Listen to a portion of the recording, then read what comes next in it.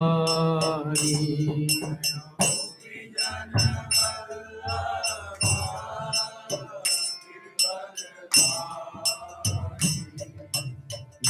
Jana Vallabha Girivardhari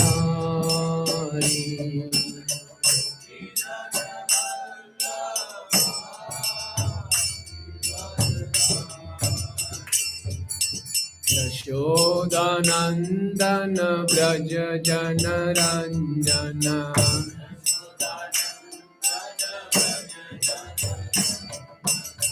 Yashodanandana Braja Janaranjana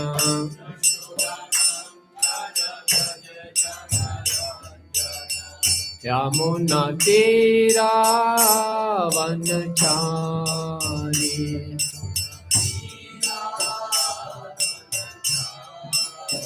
Yamuna Tira Vanachari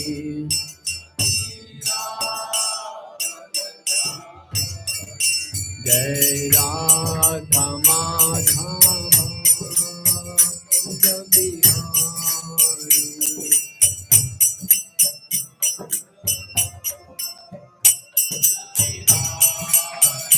Jai Radha Madhava Kunja Bihari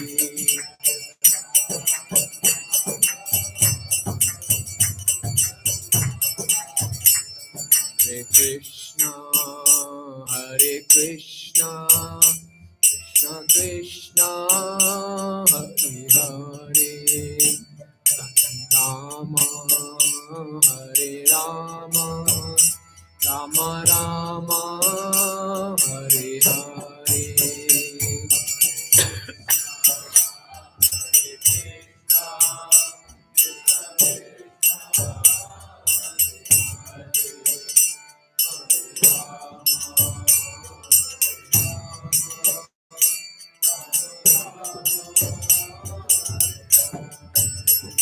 Hare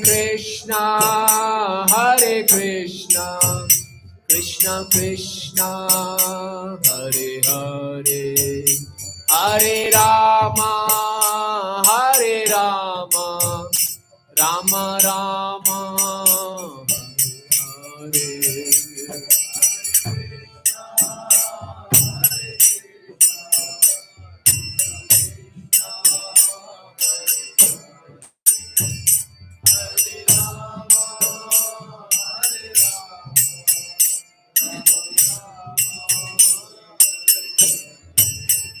Hare Krishna, Krishna Krishna, Hare Hare, Hare Rama, Rama Rama, Hare Hare.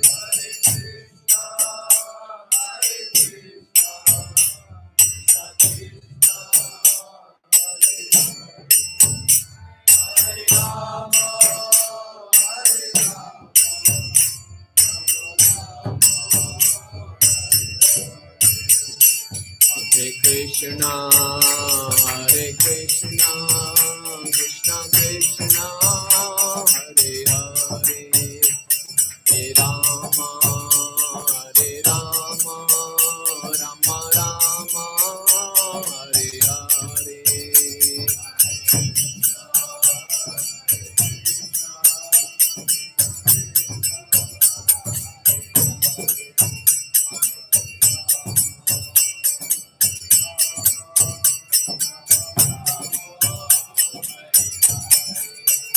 Hare Krishna,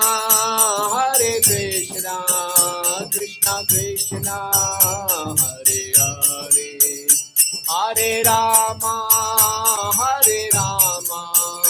Rama Rama, Hare Hare.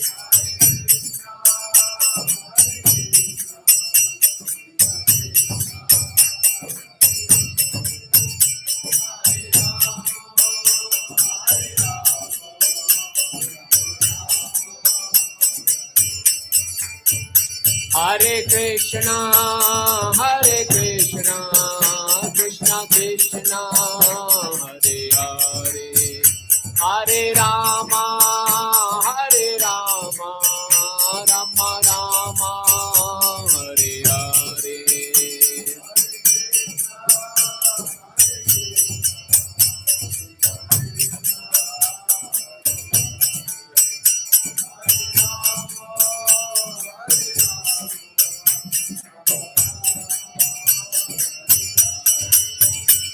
Hare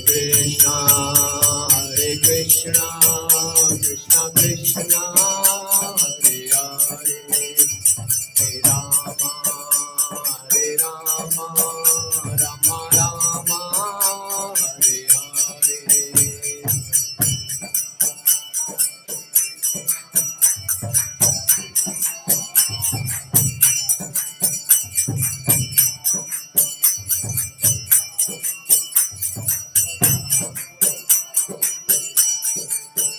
Jaya Prabhupada, Prabhupada, Prabhupada, Srila Prabhupada.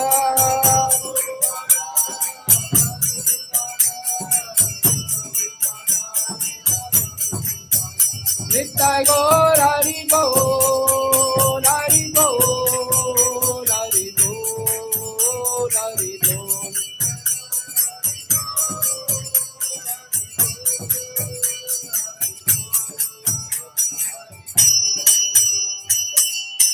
जय विष्णुपाद परमहंस भौजिकाचार्य स्तोत्र Shri Srimad his divine grace Shri Bhakti Vedanta स्वामी श्रील प्रभुपाद की ISKCON founder Acharya Jagat Guru saviour the whole world Shri Bhakti Vedanta स्वामी श्रील प्रभुपाद की जय विष्णुपाद परमहंस भौजिकाचार्य स्तोत्र Shri Srimad his divine grace Bhakti Siddhanta Saraswati Thakur महाराज प्रभुपाद की अनंत कोटि वैष्णव वृंद की नामाचार्य शिला हरिदास ठाकुर की प्रेम से कहो श्री कृष्ण चैतन्य प्रभु नित्यानंद श्री अद्वैत गदाधर शिवासादि गौर भक्त वृंद की श्री श्री राधा श्याम सुंदर जी की श्री श्री गौर निताय की श्री श्री कृष्ण बलराम की जगन्नाथ बलदेव सुभद्रा सुदर्शन जी की श्री श्री लक्ष्मी नरसिंह देव भगवान की वृंद देवी तुलसी महारानी की ग्रंथराज श्रीमद् भागवतम की निताय गौर प्रेमानंदे all glories to the assembled devotees all glories to the assembled devotees all glories to the assembled devotees all glories to Sri Sri Guru and Gauranga all glories to Srila Prabhupada की जय। ॐ नमो भगवते वासुदेवाय।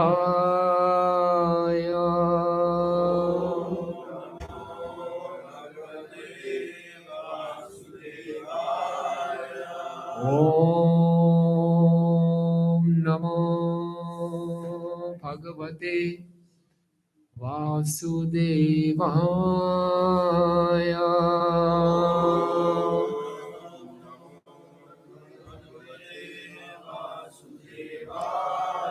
ॐ नमो भगवते वासुदेवाय।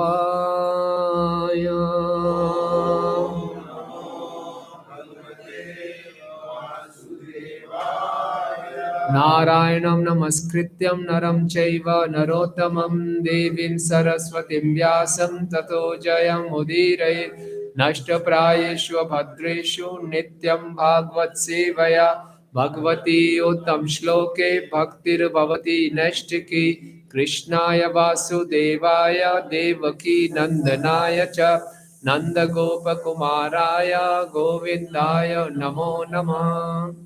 ग्रंथराज श्रीमद् भागवतम चौथा स्कंद अध्याय संख्या 28 श्लोक संख्या 33। अध्याय का नाम है अगले जन्म में पुरंजन को स्त्री की शरीर की प्राप्ति। श्लोक संख्या 33। विभज्य तन ये व्यक्षाम समाम राज ऋषिर्मल्यध्वजः आरिराधयिषु कृष्णं स जगाम कुलाचलम। विभज्य तेन येभ्य क्षमाम राज ऋषि मलयध्वज आरिराधयिषु कृष्णं सह जगाम कुलाचलम। विभज्य तेन येभ्य क्षमाम राज ऋषिर्मलयध्वज आरिराधयिषु कृष्णं स जगाम कुलाचलम।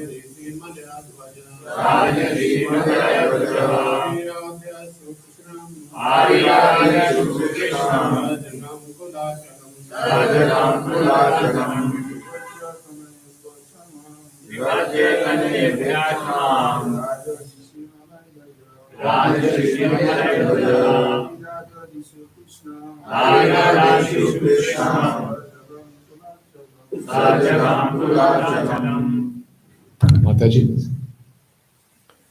धन्यवाद। शब्दार्थ अनुवाद एवं तात्पर्य एसी भक्ति वेदांत स्वामी श्रील प्रभुपाद जी के द्वारा श्रील प्रभुपाद की। विभज्य बांटकर तन येभ्यः अपने पुत्रों में क्षमाम संपूर्ण पृथ्वी को राज ऋषि महान साधु राजा मल्यध्वज नामक आरिराधयेषु आराधना करने की इच्छा से कृष्णम भगवान कृष्ण की सह वह जगाम चला गया कुलाचल नामक स्थान में। इसके पश्चात राजऋषि मल्यध्वज ने अपना सारा राज्य अपने पुत्रों में बांट दिया। तब वह पूरे मनोयोग से भगवान कृष्ण की पूजा करने हेतु कुलाचल नामक एकांत स्थान में चले गए। तात्पर्य: महाराजा मल्यध्वज निश्चित रूप में महाभागवत थे। भक्तिमय सेवा करने के कारण भक्ति संप्रदाय श्रवणम कीर्तनम विष्णु का प्रचार करने हेतु उनके कई पुत्र तथा शिष्य हुए। वास्तव में सारा संसार ऐसे शिष्यों में विभाजित हो जाना चाहिए और हर एक को कृष्ण भक्ति संप्रदाय का प्रचार करने में लग जाना चाहिए। दूसरे शिष्य में जब शिष्य बड़े हो जाएं और प्रचार कार्य कर सकें तो गुरु को चाहिए कि वे अवकाश ग्रहण कर ले और एकांत स्थान में बैठकर लिखे तथा निर्जन भजन करे। इसका अर्थ हुआ मौन होकर एकांतवास तथा भक्ति। यह निर्जन भजन तो एकांत में परमेश्वर की आराधना है, नव जिज्ञासु भक्त के लिए संभव नहीं है। श्रील भक्ति सिद्धांत ठाकुर ने कभी भी नव जिज्ञासु भक्तों को किसी एकांत स्थान में जाकर भक्ति करने की सलाह नहीं दी। उन्होंने संबंध में गीत लिखा है: दुष्ट मन तुम्ही किसे वैष्णव, प्रतिष्ठार तारे निर्जनर घरे, तब हरिनाम केवल कैतव। अरे मन, तू किस तरह का भक्त है? केवल सस्ती कीर्ति के लिए तुम एकांत स्थान में बैठकर हरे कृष्ण महामंत्र जपने का स्वांग भरते हो, किंतु यह सब धोखा है। इस प्रकार श्रील भक्ति सिद्धांत स्वामी ठाकुर ने सदैव इसका समर्थन किया कि प्रत्येक भक्त निपुण गुण गुरु के निर्देशन में भक्ति संप्रदाय का सारे विश्व में उपदेश दे। परिपक्व हो जाने पर ही एकांत स्थान में बैठा जा सकता है और संसार भर में प्रचार कार्य से अवकाश ग्रहण किया जा सकता है। इस आदर्श का पालन करते हुए अंतर्राष्ट्रीय कृष्ण भावनामृत संघ के भक्तगण संसार भर के विभिन्न भागों में उपदेश देने का कार्य करते हैं। अब वे अपने गुरु को सक्रिय उपदेश कार्य से विराम लेने हेतु छोड़ सकते हैं। गुरु के जीवन की अंतिम अवस्था में भक्तों को चाहिए कि उपदेश कार्य अपने हाथों में ले लें। इस प्रकार गुरु निर्जन स्थान में बैठकर निर्जन भजन कर सकता है। ओम अज्ञानतिमिरन्धस्य ज्ञानञ्जन शलाकया चक्षुरुन्मीलितं येन तस्मै श्री गुरुवे नमः। श्री चैतन्य मनोभीष्टं स्थापितं येन भूतले स्वयं रूप कदा मह्यं ददाति स्वपदान्तिकं वन्देऽहं श्रीगुरु श्रीयुतपदकमलं श्रीगुरून् वैष्णवांश्च श्रीरूपं साग्रजातं सहगण रघुनाथान्वितं तं सजीवं साद्वैतं सावधूतं परिजनसहितं कृष्ण चैतन्य देवं श्रीराधा कृष्ण पादान् सहगण ललिता श्री विशाखान्वितांश्च हे कृष्णा करुणा सिंधु दीनबंधु जगतपते गोपेश गोपिका कांत राधा कांत नमस्तुते तप्त कांचन गौरांगी राधे वृंदावनेश्वरी वृषभानुसुते देवी प्रणमामि हरिप्रिये वाञ्छाकल्पतरुभ्यश्च कृपा सिन्धुभयेव च पतितानां पावनेभ्यो वैष्णवेभ्यो नमो नमः। जय श्री कृष्ण चैतन्य प्रभु नित्यानंद श्री अद्वैत गदाधर श्रीवासादि गौर भक्त वृंद हरे कृष्णा कृष्णा कृष्णा हरे हरे हरे राम राम राम हरे हरे नमो ओम विष्णुपादाय कृष्ण पृष्ठाय भूतले श्रीमते भक्ति वेदांत स्वामिनिति नामिने नमस्ते सारस्वते देवे गौरवाणी प्रचारिणे निर्विशेष शून्यवादी पाश्चात्य देशतारिणे।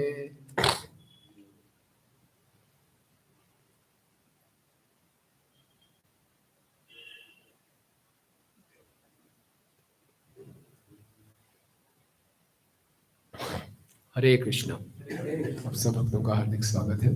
तो जैसे हम कल चर्चा कर रहे थे, ये पुरंजन की कथा एक रूपक चित्र है, यानी कि काल्पनिक है।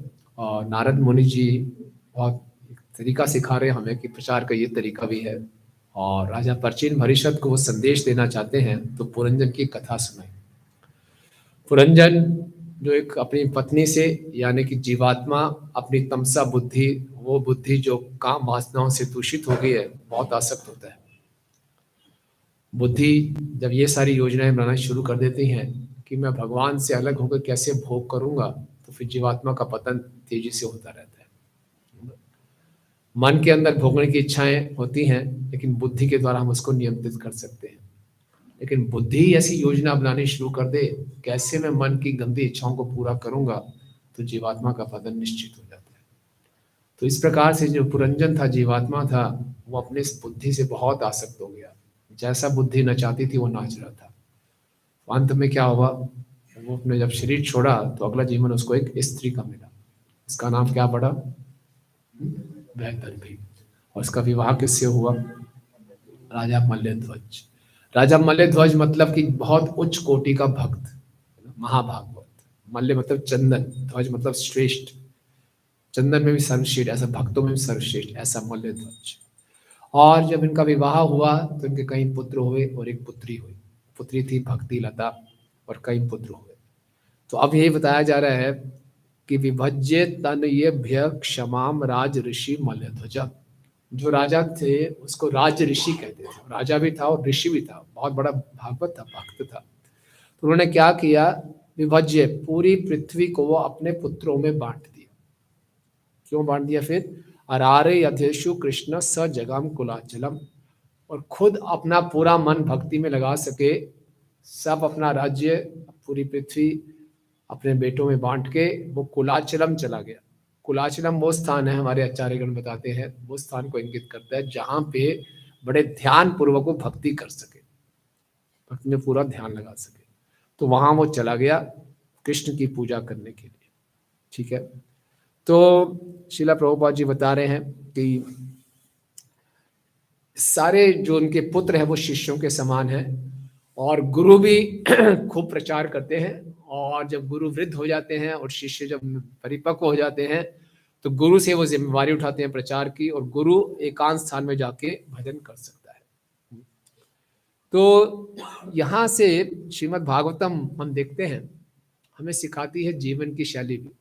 श्रीला प्रभुपाद जी बताते हैं भागवतम के प्रारंभ में ही कि ये पूरा एक कल्चरल, एक संस्कृति कैसी है वो भी हमें सिखाती है। वर्णाश्रम धर्म में क्या होता था? 4 वर्ण और 4 आश्रम, ब्रह्मचार्य, गृहस्थ, वानप्रस्थ और संन्यास। और ये इतने वैज्ञानिक तरीके से सुयोजित किए जाते थे कि मनुष्य का क्रमशः इस संसार से वैराग्य उत्पन्न होता था। बचपन में ही बच्चों को गुरुकुल में भेज दिया जाता था, और गुरुकुल में जब भेजने के बाद उनको जीवन का लक्ष्य स्पष्ट हो जाता था कि ये संसार हमारे भोगने के लिए नहीं है, इस संसार से हमें निकलना है। इस संसार में हमें बड़ी बड़ी योजनाएं नहीं बनानी कि इस संसार में बहुत बड़ा व्यक्ति बन के खूब प्रसिद्ध होके और यहाँ मैं अपने आप को खुश रख सकता हूँ, अपने आप को आनंद में ला सकता हूँ अगर मैं बहुत सी अचीवमेंट्स कर लूंगा, उपलब्धियां ले लूंगा। नहीं, ये स्पष्ट हो जाता था कि ये संसार निकलने के लिए है, बसने के लिए नहीं है। इस संसार का पूरी योजना है वाइंड अप, एक्सपेंशन नहीं, वाइंड अप। क्योंकि पूरा जो संसार है, भौतिक जगत है, काल के अनुसार चल रहा है, काल के अंतर्गत है, और काल धीरे धीरे क्या कर रहा है, हम सबकी आयु को निकल रहा है और संसार क्षय होता जा रहा है। हमें से कुछ लोग जो 40 साल से ऊपर है, उनका अनुभव होगा कि आयु यूं निकली है पता भी नहीं चला। जो लोग थोड़े युवा हैं ना, वो सोच रहे अभी तो बहुत टाइम बचा है, बहुत टाइम बचा है, बहुत कुछ कर रहे हैं। हम भी ऐसे ही सोचते थे, बहुत कुछ कर रहे हैं, बहुत टाइम बचा है अभी तो। लेकिन जब निकलता है खट से, पता भी नहीं चलता। अभी तो मुझे ऐसे, अभी मैं कॉलेज से पास आउट ही हुआ था, नहीं निकल गया, इतना समय निकलता है। और अगर हम ये पूरे संसार क्यों बनाया गया, इसका उद्देश्य क्या है, इसकी योजना को नहीं समझेंगे, अपनी योजनाएं बनाएंगे जो कि भगवान की योजनाओं के विरोध में है, तो किसकी योजना सफल होगी, हमारी योजना की भगवान की? तो बुद्धिमत्ता किसमें है कि अपनी सारी योजनाओं को भगवान की योजनाओं के अनुसार कर लो तो हम आनंद में है। भगवान की योजना के अगेंस्ट चलेंगे, कहाँ मैं कहाँ भगवान कोई चांस ही नहीं है कि मेरी योजना सफल हो। तो बुद्धिमत्ता इसमें है कि योजना समझें, भगवान की योजना क्या है। इस संसार की तुलना एक टॉयलेट से की गई है, शौचालय से। शौचालय में किस लिए जाते हैं? मल त्यागने, अपने आप को शुद्ध करने के लिए। कितना समय बिताना चाहिए शौचालय में हमें? कम से कम, बस। इस संसार अपने आप को शुद्ध करने के लिए है। फटाफट अपने आप को शुद्ध करें और भगवान के धाम वापस जाएं। भगवान के साथ हम खेल सकते हैं, कूद सकते हैं। इस संसार, यहाँ पे हम जितना भी प्रयास कर लें, इसको जेल खाना है, ये एक शौचालय की तरह है। हमें बस जाना है और यहाँ से शुद्ध होकर निकलना है। ये एक अलग बात है कि आजकल के लोग शौचालय इतने सोफिस्टिकेटेड बनाते हैं, उसमें इतनी सारी फैसिलिटीज दे देते हैं कि व्यक्ति का निकलने का मन ही नहीं करता, है ना, सब कुछ है वहां पे। तो ये मूर्खता है, उसका उद्देश्य मालूम होना चाहिए। तो क्या था वर्णाश्रम में? जब ब्रह्मचारी की अच्छे ढंग से ट्रेनिंग ले ली, तो कुछ तो व्यक्ति होते थे वो सीधा ही आजीवन ब्रह्मचारी रहते थे, और कुछ बोलते थे नहीं हम गृहस्थ आश्रम में जाएंगे। जाइए गृहस्थ आश्रम में जाइए। लेकिन गृहस्थ आश्रम 25 साल रहने के बाद वो निश्चित रूप से वानप्रस्थ में जाते ही थे वानप्रस्थ। ऐसा नहीं है कि पत्नी से नहीं बनी तो चले गए वानप्रस्थ, लड़ाई झगड़े हो गए, शांति नहीं है घर में, तो चलो जी मैं निकल जाता हूँ, ऐसा नहीं। निकलते ही थे। या फिर बहुत गरीबी है, क्या कोई बचा ही नहीं तो निकल ही जाओ, ना ना। बड़े बड़े राजा लोग पूरे ऐश्वर्यों के साथ, घर में साफ सुख संपत्ति होते हुए भी वानप्रस्थ जाते ही थे। ऑप्शनल नहीं था, मैंडेटरी था। उनके अंदर ऐसे संस्कार होते थे। भागवत में वर्णन आता है राजा भरत का। राजा भरत युवा अवस्था में अप्सरा जैसी सुंदर पत्नी, सुंदर बच्चे, सारी पृथ्वी, इस भारत वर्ष का नाम उन्हीं से पड़ा है। पहले पूरी पृथ्वी को भारत कहते थे, जब राजा भरत के नाम पर ही भारत शब्द पड़ा। इतने महान राजा, और बताया गया अपना सब कुछ कैसे त्याग करके गए, जैसे कोई मल त्यागता है, पीछे मुड़ के भी नहीं देखते, ऐसे जंगल में चले गए। क्यों? जीवन का लक्ष्य मालूम था कि जीवन का लक्ष्य इस संसार में सुख भोगना नहीं है, जीवन का लक्ष्य है कृष्ण को प्राप्त करना, और ये केवल मनुष्य जीवन में ही किया जा सकता है। श्रीमद् भागवतम ऐसे उदाहरणों से भरा हुआ है। राजा पृथु को आदि राजा कहते हैं। इस पृथ्वी का नाम उन्हीं से पड़ा, पृथ्वी। राजा पृथु इस पूरी पृथ्वी को, भूमि को अपनी पुत्री के रूप में देखते थे। स्वयं वो भगवान के शक्त्यावेश अवतार, वो भी समय आने पे अपनी पत्नी अर्ची के साथ जंगल में चले गए, पूरा तपस्या की। तो बताया जंगल में इतने बड़े राजा थे, एकदम फर्श पर सोते थे और सिरहाने के लिए अपनी ज्यादा से ज्यादा बाजू इस्तेमाल करते थे, इतनी कठोर तपस्या। तो वानप्रस्थ गृहस्थ आश्रम के बाद होता था, और वानप्रस्थ इसलिए होता था कि हम तपस्या करें। गृहस्थ आश्रम में नियमित इंद्र तृप्ति की परमिशन दी जाती है कि आप नियमित रूप से कुछ इंद्र तृप्ति कर सकते हो, और परिवार चलाने के लिए जो हमें धन कमाना होता था तो कुछ ना कुछ पाप हो ही जाता है। तो वानप्रस्थ वो अवस्था होती थी कि अपने सारे पापों का हम पश्चाताप करें, तपस्या करें, अपने आप को शुद्ध करें, ताकि हम भगवान के धाम जा सकें। ये एकदम स्पष्ट जीवन का लक्ष्य होता था। आज पूरे संसार में कठिनाइयां क्यों हैं? किसी भी जीव को अपने जीवन का लक्ष्य नहीं मालूम। देखा देखी में जीवन का लक्ष्य दे। आपके स्टूडेंट्स हैं, आजकल क्या चल रहा है? आजकल एमबीए चल रही है, बीबीए चल रही है, चलो बाहर जाना, यहाँ जाना है, वो बस ये कंफ्यूजन है। जो मार्केट में चल रहा है, जो ज्यादा पैसे हमें दिला देगा, वही जीवन का लक्ष्य है। वो सब हो भी जाता है तो कोई आनंद नहीं आता, कोई संतुष्टि नहीं मिलती, क्योंकि जीवात्मा है, हम इस शरीर नहीं है। जीवात्मा तो कृष्ण की शरण में जाके ही संतुष्ट हो सकता है। ये जीवन का लक्ष्य स्पष्ट था। लेकिन जब इस शरीर है तो शरीर को चलाने के लिए कुछ करना है, तो पूरा वर्णाश्रम था कि इस ढंग से चलाइए।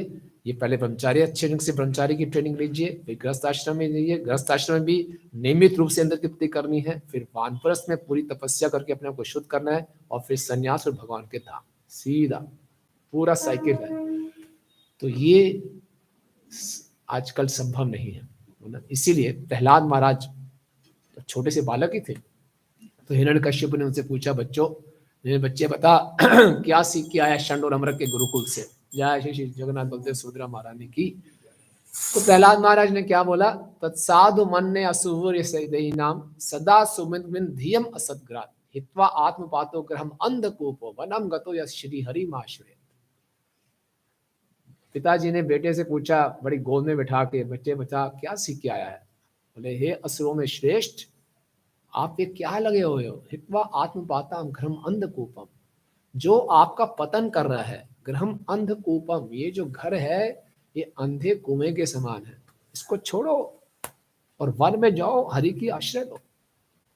छोटा सा बालक तोतली भाषा में ऐसा बोल रहा है। आप सोचो, बच्चे कविता सुनाते कितने अच्छे लगते हैं ना, मीठी मीठी कविता सुनाएगा, बाबा ब्लैक शिप वगैरह सुनाएगा। ये तो क्या सुना रहे हैं? अपने पिताजी को बोल रहे हैं, ये असुरों में श्रेष्ठ, ये घर को छोड़ो, ये अंधा कुआं है, ये आपका पतन कर रहा है, वन में जाके हरि की पूजा करो। कितना गुस्सा आया होगा हिरण्यकश्यप को, पागल हो गया है। उन्होंने सोचा स्कूल में कुछ बच्चे ने गाली गलौज सिखा दिया इसको, उठा के फेंका नीचे उसको। तो लेकिन वास्तव में ग्रहम अंधकूपम, शीला प्रभुपाद जी बताते हैं कि अगर कोई जंगल में जा रहा है और एक कुआं है जो घास से घिरा हुआ है, और व्यक्ति उसमें गिर जाए, और वो बिल्कुल सूखा कुआं है और बिल्कुल अंधा, इतना गहरा है कि आप चिल्लाते भी रहेंगे, कोई आपको बचाने नहीं आएगा। ये संसार की तुलना उससे की गई है। क्योंकि जब हम बुरा ना माने, जब हम घर गृहस्थी में चले जाते हैं तो इतने मोह में पड़ जाते हैं, हम सोचते हैं कि ये सब मैं और मेरा है, ये मेरा साम्राज्य है, सब कुछ मेरे हिसाब से होना चाहिए। तो भगवान को हम भूल जाते हैं, तो उसको अंध कुआं कहते हैं। ऐसा कोई भी स्थान जहाँ हम भगवान का स्मरण ना कर पाए, उसको अंधा कुआं कहा गया है। और मनुष्य जीवन इस अंधे कुएं में अंधे कुएं में अपना पतन कराने के लिए नहीं है। हित्वा आत्मपातम ग्रहम अंधकूपम, इससे बाहर निकलो, वनम गतो श्री हरिम आश्रय, वन में जाके हरि की शरण ग्रहण करो। ये प्रहलाद महाराज का संदेश था। आजकल तो इतनी बुरी हालत हो गई है संसार की, लोग विवाह ही नहीं करते। अब तो विदेशों की नकल भारत में ही मानी जा रही है कि विवाह करने की जरूरत ही क्या है, आप ऐसे ही इंद्र तृप्ति कर लो, तो कोई जिम्मेवारी भी नहीं है और तृप्ति भी कर लो, और नरक नारकीय लोकों में जाने वाली बात है। तो ये कृष्णा कॉन्शियस हमारा जो मूवमेंट है, ये जो आंदोलन है, पूरे संसार में क्रांति लाने के लिए है। ये केवल हम लोग अपने सेल्फिश के बारे में नहीं सोचना कि चलो ये चुपचाप 16 माला 4 नियम करोड़ पतली गली से भगवत धाम चले जाओ, नहीं, ये हमारा आंदोलन नहीं है। प्रहलाद महाराज के ऊपर हिरण्यकश्यप ने इतने संकट दिए, प्रहलाद महाराज फिर भी खूब प्रचार करते थे।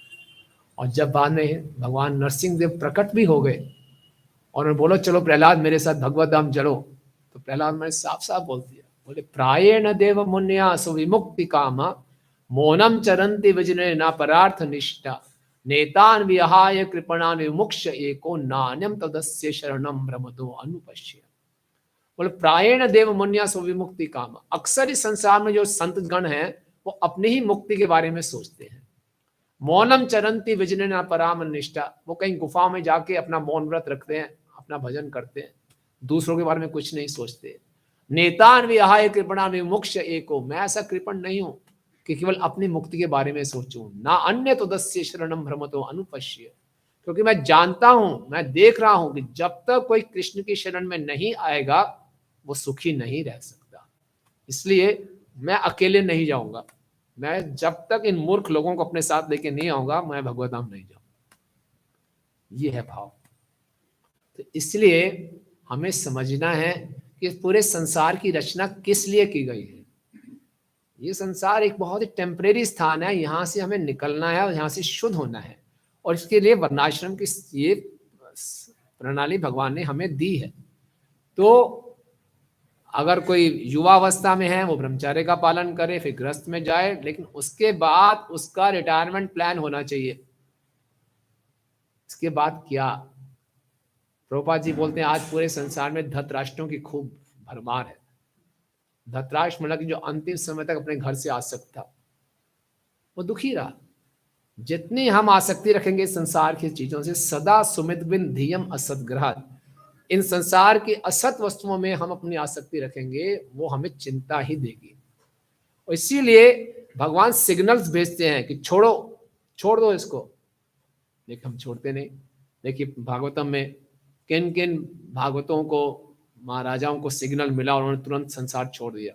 कौन कौन से उदाहरण याद आते हैं आपको? परीक्षित महाराज, परीक्षित महाराज चक्रवर्ती सम्राट, कलयुग को भी उन्होंने दमन कर दिया था। एक छोटे से ब्राह्मण के बालक ने उनको श्राप दिया। परीक्षित महाराज के अंदर इतनी शक्ति थी कि उसको दोबारा से श्राप दे सकते थे, उसका प्रत्याकार कर सकते थे। लेकिन परीक्षित महाराज ने सोचा नहीं, ये भगवान की तरफ से संदेश है, चलो वाइंड अप, धन्यवाद, मैं बहुत ज्यादा पॉलिटिक्स में फंस गया था, अब अच्छा मौका मिला, गंगा के तट पे जाके भागवतम सुन के शरीर त्याग देते, तुरंत निकल पड़े। और चित्रकेतु महाराज तुरंत, लक्ष्मण पार्वती जी ने उनको श्राप दिया, बोले धन्यवाद, कोई दिक्कत नहीं, मैं असुर बन जाऊंगा, मृतासुर बन गए। और पूरा इंद्र से ऐसे युद्ध करा कि इंद्र को बोले मुझे मारो, मुझे भगवत धाम जाना, जल्दी मारो। और युधिष्ठिर महाराज, पांडव, जब अर्जुन 7 महीने द्वारका में रह के आया और अर्जुन ये समाचार लेके आया कि अब कृष्ण नहीं रहे, युधिष्ठिर महाराज बड़े गंभीर हो गए, अपने भाइयों से चर्चा ही नहीं की, चुपचाप सारे राजसी वेश उतारे, वृक्ष की छाल डाली और निकल पड़े। भीम ने देखा अरे युधिष्ठिर नहीं है, उन्होंने किसी से चर्चा नहीं की, चुपचाप वो निकल पड़े। अर्जुन, नकुल, सहदेव, पीछे बच गई सुभद्रा और द्रौपदी जी, उन्होंने शोर नहीं मचाया, देखो जी छोड़ के चले गए हमें, क्या है, कहाँ, रोना धोना नहीं किया, वो भी चुपचाप निकल गए। और बताते हैं भागवतम में कि सबके सब पांडव इसी देह में भगवान के धाम चले गए। पूरा जीवन का स्पष्ट क्लियर, कृष्ण है ही नहीं, अब निकलो, फटाफट निकलो। और गौतम बुद्ध, जनक महाराज, ये सब उदाहरण है कि सिग्नल्स मिल रहे हैं, निकलो। दशरथ, जहाँ दशरथ थे उनको बुरे बुरे सपने आने शुरू हो गए, बोले हाँ मेरा अंत समय आने वाला, मैं अभी तक यहाँ बैठा हूँ। तुरंत मंत्रियों को बुलाया, बोले मैं सोचता हूँ कि अपने ज्येष्ठ पुत्र राम को राज्य दे दूं। सारे मंत्री बोला वाह वाह बहुत अच्छी बात है। राजा दशरथ को लगा ये तो बड़े खुश हो गए, ये तो प्रतीक्षा कर रहे थे मेरे अनाउंसमेंट की लगता है मैंने अनाउंसमेंट लेट कर दी इसलिए ये हमें जानना चाहिए, हमें संसार की छोटी छोटी बातों में इतनी आसक्ति हो जाती है, और बड़ा राज्य छोड़ना आप सोचिए आसान नहीं है। आज के टाइम में जिसने पूरा बिजनेस का एम्पायर खड़ा किया है, बोले छोड़ के चले जाओ, बोले पागल हो, सेल्फ मेड मैन हूं, कहाँ से शुरू किया था कहाँ पहुंचा हूं, छोड़ दो। जब तक हमसे छीना ना जाए तो हम छोड़ते नहीं है। हमें सिग्नल नहीं, हमें तो चिल्ला चिल्ला के भगवान बोलते हैं छोड़ छोड़, नहीं छोड़ूंगा नहीं छोड़ूंगा। ये हालत है, क्यों? हमें अपने जीवन का लक्ष्य स्पष्ट नहीं है। तो हम यहाँ भक्तों का संग करते हैं, भागवतम पढ़ते हैं, सुनते हैं, अपने जीवन के लक्ष्य को स्पष्ट करने के लिए। एक बार जीवन का लक्ष्य स्पष्ट हो जाए, फिर हम इस संसार को अच्छे ढंग से जी सकते हैं, दूसरों का भी मार्गदर्शन कर सकते हैं। और इस संसार का ये बहुत भ्रमित करने वाला जगत है, बहुत भ्रमित करने वाला जगत है। आज हम यहाँ पे हैं, कल यहाँ होंगे, कुछ पता नहीं। लेकिन अगर जीवन का लक्ष्य स्पष्ट है तो हम इन सब उतार चढ़ाव में रहते हुए भी स्थिर रह सकते हैं। तो राजा मल्लध्वज ने समझदारी दिखाई। राजा मल्लध्वज महाभागवत थे, पूरी पृथ्वी को अपने पुत्रों में बांट दिया। और शिला प्रभुपाद जी कह रहे हैं, इतनी सुंदर बात बता रहे हैं, प्रभुपाद जी कह रहे हैं कि वास्तव में सारा संसार ऐसे शिष्यों में विभाजित हो जाना चाहिए और हर एक को कृष्ण भक्ति संप्रदाय का प्रचार करने में लग जाना चाहिए। गुरु जब शिष्य बनाते हैं, गुरु के शिष्य बनाने का एकमात्र उद्देश्य है कि वो उनकी चिंता को कम करे। और गुरु की चिंता होती है भगवान की चिंता। भगवान की चिंता ये है कि मैंने इन जीवात्माओं को इस संसार में भेजा है ताकि वापस भगवत धाम आ सके। लेकिन ये मूर्ख लोग वहीं फंस गए, जेल में ही रहना चाहते हैं, जेल से बाहर आना ही नहीं चाहते। तो खूब प्रचार की आवश्यकता है। इसलिए हर किसी को, यहाँ लिख रहे हैं प्रभुपाद जी, हर किसी को प्रचार करना चाहिए, विशेषकर हम लोगों को जो चैतन्य महाप्रभु के आंदोलन में है। और चैतन्य महाप्रभु ने हम सबके लिए क्या आदेश दिया है? भारत भूमि ते हिले मनुष्य जन्म जात, जन्म सार्थक करी कर परोपकार। ये हम सबको डायरेक्ट इंस्ट्रक्शंस हैं परम पुरुषोत्तम भगवान श्री कृष्ण से, जो कि चैतन्य महाप्रभु बनकर आए हैं। और हम सब लुधियाना के अंदर हैं, तो हमारा ये उद्देश्य होना चाहिए कि लुधियाना का एक व्यक्ति भी नहीं बचना चाहिए जिसको हमने अप्रोच ना किया हो भक्ति के लिए। क्या कहना आप लोगों का? अब 2 बड़े बड़े मंदिर हैं हमारे पास, पूरे मंदिर हाउसफुल, खचाखच भरे हों, लोग इतने परेशान हैं और हमें मालूम है कि इन सब परेशानियों का समाधान क्या है, और हम चुपचाप बैठे हैं। नहीं, निकलना है। कोई हमें से ऐसा नहीं बोल सकता ठीक है जी अब मुझे सारी टेक्निक मालूम चल गई भगवत धाम जाने की। प्रभुपाद जी ने बोला 16 माला करो, 4 नियम पालन करो, मैं भगवत धाम ले जाऊंगा। तो कई भक्त लोग मंदिर आना बंद कर देते हैं, बोले अकेले में बैठ के मैं बस चुपचाप भजन करूंगा। यहाँ प्रभुपाद खंडन कर रहे हैं, निर्जन भजन नहीं, ये दिखावा मत करें। प्रभुपाद के पास उनके एक शिष्य गए, बोले मैं हरिदास ठाकुर की तरह रोज 192 माला करूंगा। प्रभुपाद ने बोला आप नहीं कर सकते, रहने दीजिए। नहीं प्रभुपाद मैं करना चाहता हूँ। तुमने क्या किया? ठीक है करो, प्रयास करो। प्रभुपाद ने अगले दिन किसी से पूछा कहाँ पे है वो? बोले उसने क्या किया, अफ्रीकन भक्त है वो, वृक्ष के ऊपर एक पूरा मचान बना लिया, वहां रह के करने लगा। प्रभुपाद बोलते हैं वो बंदर बन गया, नकल मार रहा है हरिदास ठाकुर की। कुछ दिनों के बाद पूछा कहाँ है वो? बोले गायब ही हो गया, चला गया बस, अब एक माला भी नहीं कर रहा। पहले 192 माला की वो नकल मार रहा था। अकेले हम सरवाइव नहीं कर सकते ना, एकाकी अमार नहीं पाए। कलयुग में संग में शक्ति है। अकेले तो हम मंगल आरती के लिए भी नहीं उठ सकते नहीं, जब तक हमें कोई उठाने वाला ना हो, है ना। आप में से कितने लोग अकेले उठ जाते हो मंगल आरती के लिए? उठ पाते हो? नहीं, कोई उठाना चाहिए। ज्यादा गर्म नहीं हो, मैं उठ जाता हूँ। भक्त नहीं होंगे वो भी नहीं उठ पाएंगे। भक्त लोग उत्साहित करते हैं, एक दूसरे को उठाते हैं ना। कभी आज हमारा ही अलार्म नहीं बजा, मैं भी नहीं उठ पाया आज। तो ये बहुत हम पूर्ण रूप से भक्तों पर निर्भर है, और सब भक्तों को इकट्ठे होकर जन्म सार्थक करी कर परोपकार। जो भक्त वरिष्ठ हो रहे हैं, प्रभुपाद जी बोल रहे हैं, चाहे हम अपने बिजनेस में हैं या भक्ति में हैं, एक बुद्धिमान व्यक्ति को क्या करना चाहिए? सक्सेशन प्लान होना चाहिए। ये जिम्मेवारी मैं आगे किसको दूंगा, अभी से तैयारी शुरू कर देनी चाहिए। बिजनेस में ये जिम्मेवारी मैं जल्दी से जल्दी अपने बेटों को दूं, ऊपर उठूंगा। अगर आध्यात्मिक जीवन में कोई हमारे पास जिम्मेवारी है, ये जिम्मेवारी आगे दूं मैं, और जिम्मेवारी आगे दूं, ऊपर आगे ट्रांसफर करें। इससे हम आसक्त भी नहीं होते और प्रमोशन होते हमारा। उसी में फंसे रहना नहीं, और जो नई जनरेशन है उसको जिम्मेवारी लेने के लिए तैयार होना चाहिए। लाइए और जिम्मेवारी लेनी है। जो वरिष्ठ हैं उनको ये जिम्मेवारी नीचे देके और ऊपर बढ़ना है, तो इसलिए उनको ट्रेनिंग देनी है। नीचे वालों को ट्रेनिंग में तैयार रहना है, तब ये आंदोलन आगे बढ़ेगा, तब ये पूरी पृथ्वी पे हम प्रचार कर पाएंगे। और जो हमारा बिजनेस है, खूब अच्छे ढंग से बिजनेस करें। राजा युधिष्ठिर को जैसे ही मालूम चला कृष्ण चले गए हैं, वाइंड अप, परीक्षित को सब हैंड ओवर किया, चले गए। परीक्षित महाराज को मालूम चला 7 दिन में मृत्यु होने वाली है, अपने बेटे को बोला जन्म जा, उसको दिया, चले गए। रेडी था सब कुछ, 1 हफ्ते के अंदर बोलो सारा वाइंड अप करना है। मुश्किल तो कितना आसान होगा, बहुत मुश्किल होगा। नहीं, ऑलरेडी ट्रेन था जन्मजय, लो जी तुम लो, मैं निकलता हूँ।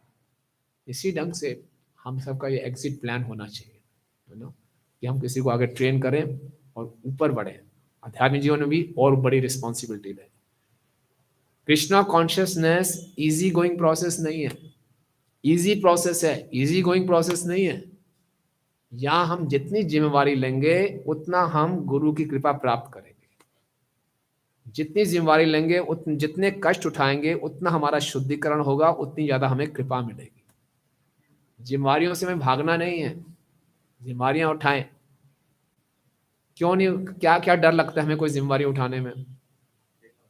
हैं, फेल ना हो जाऊं, मेरी इमेज खराब हो जाएगी, है ना। तो सबसे बड़ी बात क्या है कि भक्ति में फेलियर है ही नहीं, भक्ति एब्सोल्यूट प्रोसेस है, भक्ति में कोई फेल होता ही नहीं है। जय हो, क्या बात है। भौतिक जीवन में होता है पास और फेल, भक्ति में कोई फेलियर है ही नहीं।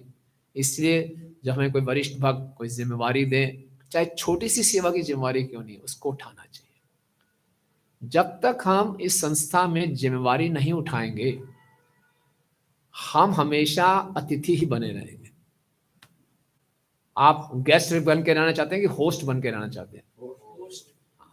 अगर होस्ट नहीं बनेंगे और गेस्ट ही बने रहेंगे तो फिर आनंद नहीं आएगा।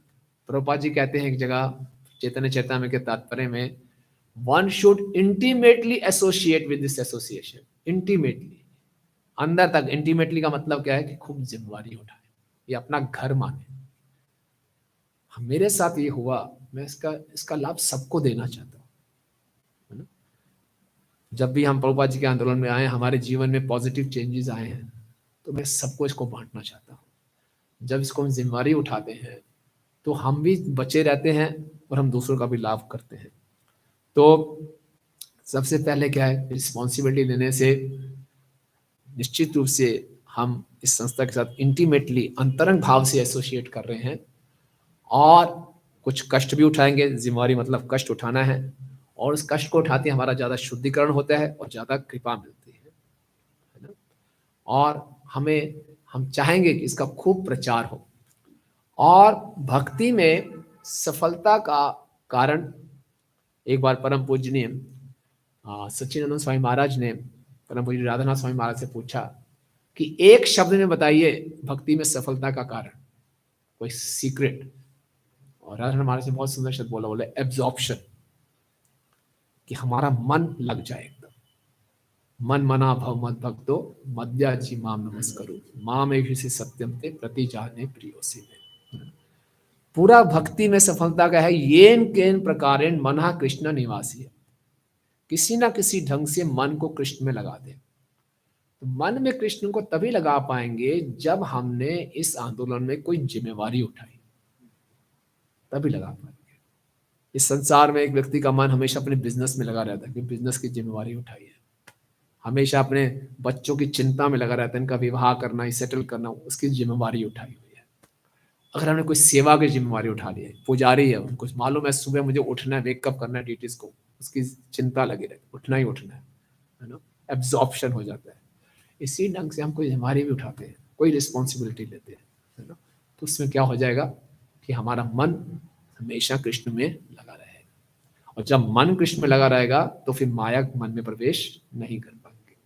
अगर हम कोई रिस्पॉन्सिबिलिटी नहीं देते हैं तो हमारा मन कृष्ण में नहीं लगेगा, तो फिर क्या होगा, माया देवी आएंगी अंदर। नरोत्तम दास ठाकुर जी अपने प्रेम भक्ति चंद्रिका भजन में लिखते हैं, मनेर जीवन कृष्णेर, मनेर प्राण कृष्णेर वचन, मनेर प्राण कृष्णेर स्मरण। जो मन का प्राण है वो कृष्ण का स्मरण है। अगर मन में कृष्ण का स्मरण है तो मन जीवित है, और मन में कृष्ण का स्मरण नहीं है तो मन मृत के समान है। और जब मन मृत हो जाता है तो एक जिसे कहते हैं शव के ऊपर कौन लोग अटैक करते हैं, गिद्ध इत्यादि अटैक करेंगे, है ना। और ये गिद्ध क्या है, काम क्रोध इत्यादि। तो अगर मन में हम कृष्ण को हमेशा रखेंगे तो हम काम क्रोध इत्यादि से बचे रहेंगे। और मन से कृष्ण चले गए तो ये सारे के सारे काम क्रोध मन में प्रवेश करेंगे ही करेंगे। और मन में हमेशा कृष्ण बने रहें, क्या करना चाहिए कि हमें कृष्णा कॉन्शियसनेस आंदोलन में कुछ ना कोई जिम्मेवारी उठानी चाहिए, है ना। तो ये जिम्मेवारी उठानी है कि मैंने आज पूरे लुधियाना में क्या कर देना है, हरे कृष्णा कृष्णा कृष्णा हरे हरे, हरे राम राम राम हरे हरे। जो युवा जन है उनको खूब ये उत्साह कैसे आएगा कि मुझे ये प्रचार करना, ये जिम्मेवारी उठानी है, अगर हम अच्छी साधना करेंगे, अच्छे ढंग से हरि नाम का जप करेंगे, भक्तों का संग करेंगे। तो ये क्योंकि मुझे कुछ मिला है, तो प्रचार का मतलब क्या होता है, डकार।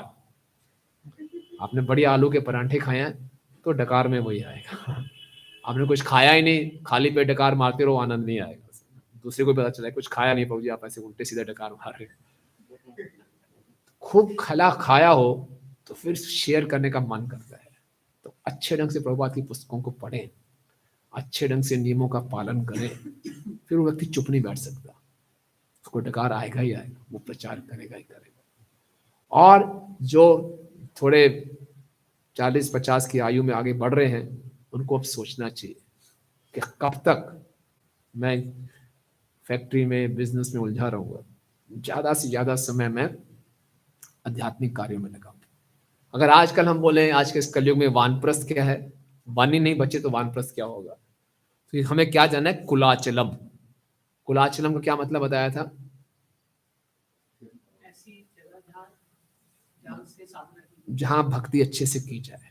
तो वैसी जगह क्या है आजकल कलयुग में, भक्तों के संग है। ये मंदिर है, प्रभुपाद कहते हैं ये वैकुंठ है। तो यहाँ पे आए और जिम्मेवारियां उठाएं, जीवन को इस ढंग से करें जो 50 की तरफ बढ़ रहे हैं कि भौतिक कार्य कम होते जाएं, आध्यात्मिक कार्य बढ़ते जाएं। और जो युवा जन है उनको इस ढंग से जीवन जीना है, खूब अच्छे ढंग से मैं प्रैक्टिस करूं, ब्रह्मचर्य का अच्छे ढंग से पालन करूं और प्रभुपाद की पुस्तकों को अच्छे ढंग से समझूं। फिर आगे जाके उसकी इच्छा है या वो ब्रह्मचारी का जीवन बिता दे पूरा, या फिर गृहस्थ आश्रम में जाना, तब भी कोई दिक्कत नहीं, गृहस्थ आश्रम में जाए और वापस फिर वानप्रस्थ और आगे बढ़े। ये जीवन को हमने समझना है। लोग वैदिक संस्कृति में वानप्रस्थ पाने के लिए इतने उत्सुक होते थे। भागवतम के 5वें स्कंद में वर्णन आता है स्वयंभू मनु का। स्वयंभू मनु के पुत्र थे राजा प्रियव्रत। राजा प्रियव्रत नारद मुनि के शिष्य, नैष्ठिक ब्रह्मचारी, और वह आराम से तपस्या कर रहे थे। तो राजा स्वयंभू मनु आ गए, बोले नहीं नहीं, मैं जाऊंगा वन में, तुम वापस जाओ, घर में आओ। बाप और बेटे में लड़ाई हो रही है, मैं वन में जाऊंगा। वो बोल रहे हैं, प्रियव्रत राजा बोल रहे हैं नहीं नहीं, मैंने नैष्ठिक ब्रह्मचारी हूँ, मैं क्यों जाऊंगा गृहस्थ आश्रम में। और स्वयंभू मनु बोले नहीं नहीं, बहुत हो गया मेरा घर में रहना, मुझे बाहर निकलना है। कोई मान ही नहीं रहा है। देखिए घर में आज की लड़ाई देखिए, उल्टा हो रहा है।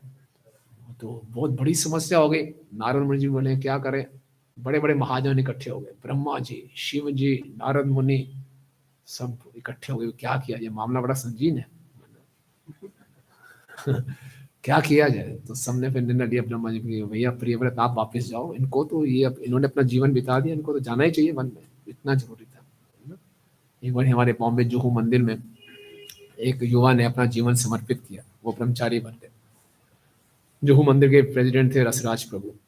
उनके पिताजी शोर मचाते हुए आ गए, ये नया लड़का है, पढ़ा लिखा है, इसको क्यों रख लिया, इसको अभी खाने पीने की उम्र है, ऐसे थोड़ी है। तो उन्होंने पूछा बताइए फिर कब आना चाहिए मंदिर में।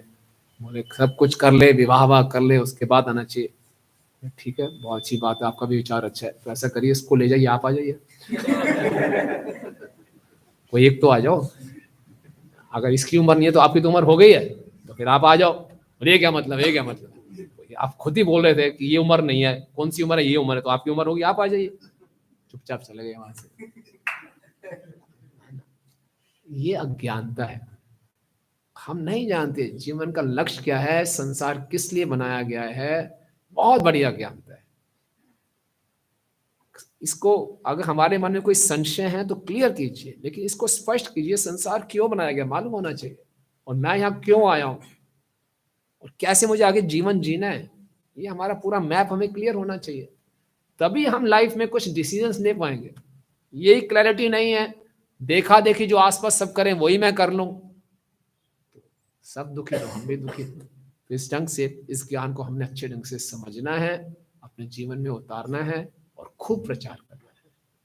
हम सबको भारत में जो जन्म मिला है, ये कोई तुक्के की बात नहीं है, बाय चांस की बात नहीं है। Nothing happens by chance. ये भगवान का एक डिजाइन है, भगवान की एक योजना है।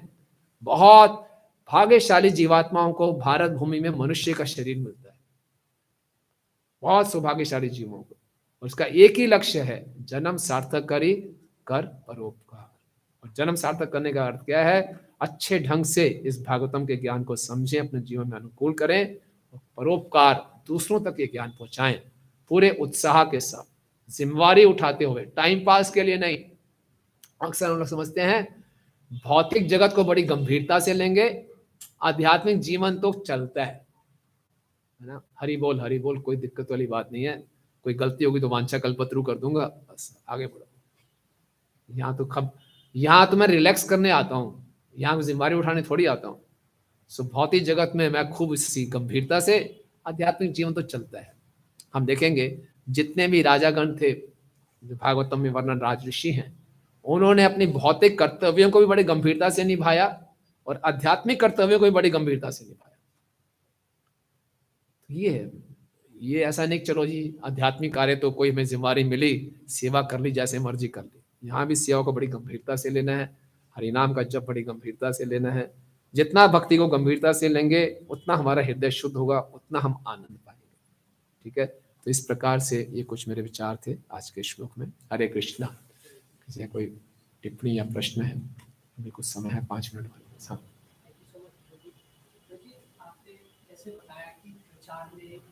आपको लगाना चाहिए, पहली बात आपने किया भी। तो जी बट जैसे हम सुनते हैं कि यहाँ से निकलना है, वाइंड अप करना है, तो जी फर्स्ट क्वेश्चन जब मन में यही आता है कि अपने आप को कैसे बचाया जाए। तो जी प्रचार का इतना नहीं आता, मतलब अभी जो सिचुएशन है, तो जी इसको आपने बताया कि साधना ठीक हुई है, ये मेरे बिजी हो, तो जी कुछ और भी हो सकता है कि मन सिर्फ अपने आप को बचाने के लिए करता है, मतलब कैसे संसार से पहले अपने आप को। हाँ, तो ये जो संसार से अपने आप को बचाने का जो खाली है, ये ज्ञानियों की मानसिकता है ना। जो मायावादी जन है, ज्ञानी जन है, अपना आप बस सोचो दुखों में, अपने दुखों से मुक्ति पाऊं, बस ये ज्ञान का आवरण है हमारी भक्ति में। तो इसमें पूर्ण रूप से संतुष्टि नहीं मिलेगी, है ना। अन्याभिलाषिता शून्यम ज्ञान कर्मादि अनावृतम। इसमें जो हमारी भक्ति है वो ज्ञान से ढक रही है नहीं। तो अच्छी ढंग से अगर हम संदेश को समझेंगे, जारे देखो तारे कहो कृष्ण उपदेश, आमार आज्ञा गुरु होई तार ए देश। क्योंकि कलयुग में संकीर्तन ही धर्म है। अगर अपने आप को भी बचाना चाहते हैं तो प्रचार से ही बचा सकते हैं। इसलिए प्रभुपाद जी ने बोला प्रचार ही सार है। यहां अगर अपने आप को बचाने का भी प्रयास करोगे, बिना संग के आप कुछ कर नहीं सकते। और केवल अपना में चुपचाप ध्यान लगा लो, वो संभव ही नहीं है। आपको संकीर्तन करना ही पड़ेगा। और संकीर्तन का मतलब है दूसरों को इंट्रोड्यूस करना कृष्ण कॉन्शियसनेस से, उनको बचाना, है ना। हम उदाहरण देते हैं परम पूजनीय जयप्रदा स्वामी महाराज जी का। जयप्रदा स्वामी महाराज को अभी वो बीमार हुए, मद्रास में गए, आईसीयू में हैं और बहुत 2 दिन तक आईसीयू में रहे और उनके नाक से उनको मेडिसिन फीड की जा रही है, बहुत ऐसी अवस्था में भी हैं और कॉन्शियसनेस में भी नहीं थे। जैसी चेतना में वापस आए, बोले आज क्या डेट है? बोले हाँ। क्या टाइम हो गया? 4। अरे 5 बजे मीटिंग है, 5 बजे मीटिंग है। और ऐसी अवस्था में फोन साथ में रखा हुआ और सारे वाइब्स अंदर जा रही हैं, उसके बीच में भी पूरा भाग ले रहे हैं मीटिंग के। इतनी चिंता, इतना सोच, अपने बारे में कुछ है ही नहीं।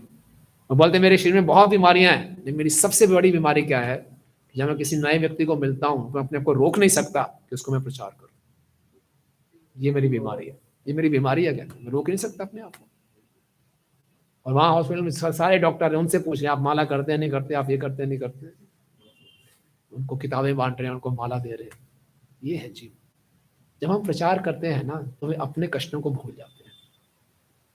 प्रचार नहीं करेंगे, अपने बारे में ही सोचते रहेंगे तो मन अपने आप में घुमाता रहेगा, तू ये है, तू वो है, तू ऐसा है, वैसा है, बस उसी में उलझे रहेंगे।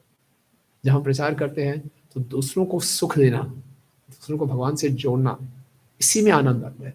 जितना हम आनंद को बांटेंगे उतना हमें आनंद मिलेगा। जितना हम सेल्फिश रहेंगे, अपने बारे में सोचते रहेंगे, उतने हम दुखी रहेंगे। ठीक है ना? यस। कोई प्रचार में ऐसा होता है, एक तो जो भौतिक रूप से जिनको कष्ट है उनको हम कह सकते हैं भगवान की शरण में हम आपको कष्ट दूर होंगे। जिनके पास सारी सुख समृद्धि है, फैमिली भी अच्छी है और भौतिक के सभी सुख सुविधाएं हैं, वो तो मानते हैं कि भगवान की कृपा हमारे पास है, फूल कृपा है, हम प्यार सुबह शाम भजन कर लेते हैं, थोड़ा बहुत से हो रहा है, तो भगवान ने उनको सब कुछ दिया है, तो उनको कैसे मोटिवेट करेंगी आपको? प्रभु जी कह रहे हैं कि जिनके पास सारी भौतिक सुख सुविधाएं, उनको कैसे मोटिवेट करें कि भगवान की शरण में आए। दुखी लोगों को तो समझा सकते हैं। देखिए, भगवान की शरण में आने के लिए नहीं कि दुखी होगा वो आ जाएगा, सुखी होगा नहीं होगा, ऐसा नहीं कि सारे दुखी लोग आ जाते हैं। उनके पास लॉजिक होता नहीं, आप कष्ट है, आप हाँ, तो तब भी वो आप बोले कष्ट है तो भगवान को ही गालियां देते कि भगवान ने हमें कष्ट दिए। ऐसा नहीं, अगर सारे दुखी लोग आना शुरू कर दें भगवान की शरण में तो सभी आ जाएंगे। संसार में दुखी तो बहुत है। तो ये हमारा तो कर्तव्य, हम सबके पास जाएंगे। कई बार घास गीली होती है, कई बार घास सूखी होती है। तो सूखी घास चाहे वो सुख की अवस्था में या दुख की अवस्था में आग पकड़ लेता है, और जो गीली घास होती है तो कोई बात नहीं, हो सकता है अभी वो ना माने, कुछ सालों के बाद फिर से मान जाए। तो हमें बस प्रयास करते रहना चाहिए। हर एक को छूना है, हमने तो मौका देना है। कोई अभी स्वीकार कर लेगा, कोई अभी नहीं, कुछ सालों बाद या कुछ जन्मों बाद। हमारा अपना कर्तव्य है, उसको हम पूरा करें। ये जो साइंस है, हमें पता नहीं पिछले जन्म में उसका क्या क्या है, कब वो इस आग को पकड़ेगा हम नहीं जानते। हमने जाके बस उसको आग दिखानी है। पकड़ ले तो बहुत अच्छी बात है, नहीं तो कोई बात नहीं, कुछ ना कुछ तो फर्क पड़ेगा उसके ऊपर। हमें नजर नहीं आएगा लेकिन फर्क जरूर पड़ेगा। आपने वन आश्रम धर्म के बारे में बताया कि जैसे शास्त्रों में लिखा है 25 साल की उम्र तक ब्रह्मचर्य रहना चाहिए, इसके बाद गृहस्थ जाना चाहिए, फिर बाद में सन्यास। लेकिन आजकल का यूथ को कृष्णा कॉन्शियसनेस के बारे में पता ही 25 साल उसके आसपास के एज में लगता है, फिर वन आश्रम का कैसे पालन करेगा? ठीक बात है, अच्छा प्रश्न है। तो आजकल तो वर्णाश्रम का सब उल्टा पुल्टा हो गया है ना। तो 25 साल के बाद तो मालूम चलता है, तब तक मालूम है मैंने इतनी गलतियां कर दी, इतने गलत संस्कार उसके मन में छप जाते हैं, तो अब कैसे ब्रह्मचार्य का वो पालन करेगा। तो इसीलिए संकीर्तन में बहुत शक्ति है। इसलिए चैतन्य महाप्रभु जो आंदोलन है बहुत शक्तिशाली है। बहुत बड़े बड़े कोई कुकर्म भी करके आ गया, अपराधी भी व्यक्ति है, पापी भी व्यक्ति है, जो वो संकीर्तन में जुड़ता है उसमें इतनी शक्ति है कि वो पुराने संस्कारों पर विजय प्राप्त कर सकता है। तो सही ढंग से, सही कह रहे हैं आप, वो ब्रह्मचार्य आश्रम नहीं है, लेकिन जहाँ से भी शुरू करें वो शुरू करता है, उसको जीवन का लक्ष्य मालूम चलता है, तो जितना संभव होता है वो करते हैं। इसलिए सही तरीके से तो वो, हम ये नहीं कहते वो ब्रह्मचारी आश्रम में बोलेंगे वो प्रौढ़ शिक्षा कार्यक्रम कुछ तो सुधार हो रहा है उसका, कुछ तो जुड़ता है। लेकिन जहाँ तक संभव हमारे आगे आने वाली जो जनरेशन है उनको हम गुरुकुल में डाल सकते हैं, ऐसे उनको ऐसा प्रयास कर सकते हैं। लेकिन कलयुग में इतना आसान नहीं है, सब कुछ उल्टा पुल्टा हुआ पड़ा है, इसीलिए संकीर्तन बहुत आवश्यक है कलयुग में।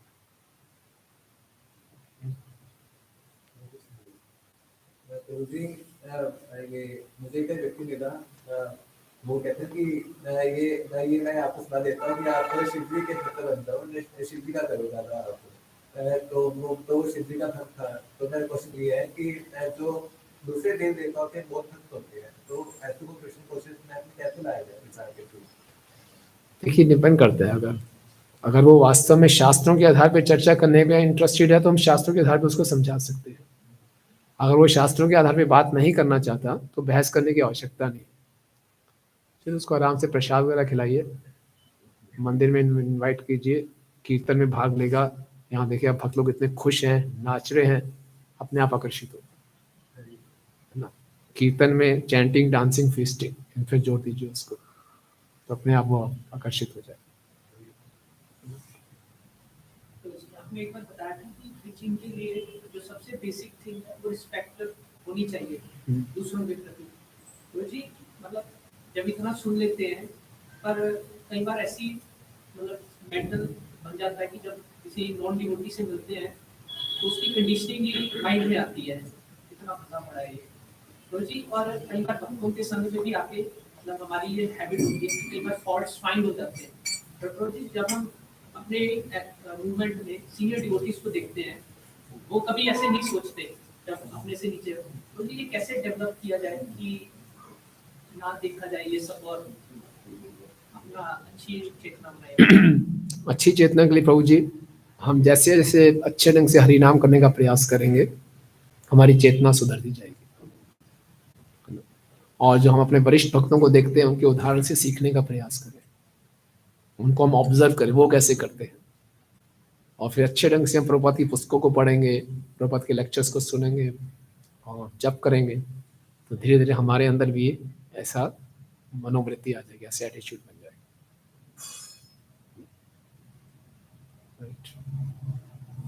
ठीक है, आप सब भक्तों का बहुत धन्यवाद। ग्रंथराज श्रीमद् भागवतम की, जगत गुरु श्रीमद् प्रभुपाद की, अनंत कोटि वैष्णव वृंद की, निताय गौर प्रेमानंदे।